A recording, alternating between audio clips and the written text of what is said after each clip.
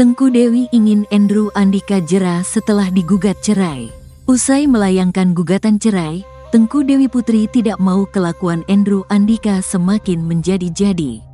Kini Tengku Dewi Putri ingin proses cerai dengan Andrew Andika berjalan lancar. Tengku Dewi Putri pun meminta doa untuk kelancaran proses perceraiannya dengan Andrew Andika.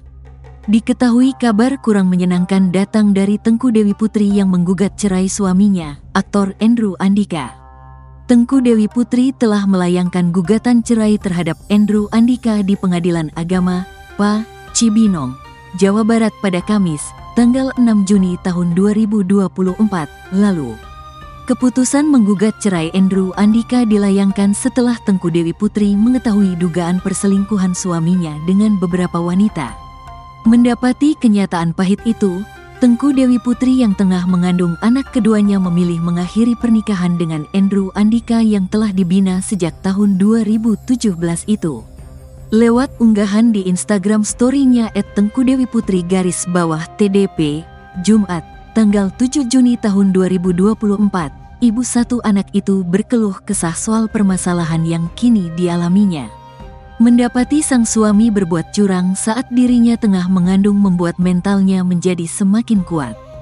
Bintang film komedi Gokil 2 itu juga meminta doa agar proses perceraiannya dengan Andrew Andika berjalan tanpa hambatan. Insya Allah mental saya sudah terbentuk dari kasus ini. Doakan saja semoga proses perceraian saya berjalan lancar tanpa hambatan, pinta Tengku Dewi. Tak hanya itu, wanita asal Aceh tersebut berharap Andrew Andika mendapatkan hidayah dan bisa berubah menjadi ayah yang baik untuk anaknya. Beliau, bapaknya anak-anak, dapat hidayah atau berubah menjadi sosok ayah yang lebih baik. Bukan semakin menjadi-jadi kelakuannya, harap wanita yang akrab disapa Dewi tersebut.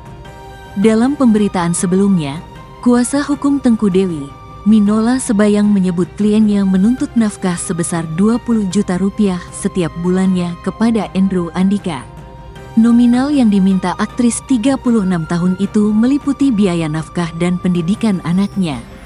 Dan termasuk biaya nafkah untuk anak dan pendidikan anak itu yang diminta oleh Dewi sangat rasional sekali, tidak terlalu berlebihan, terang Minola.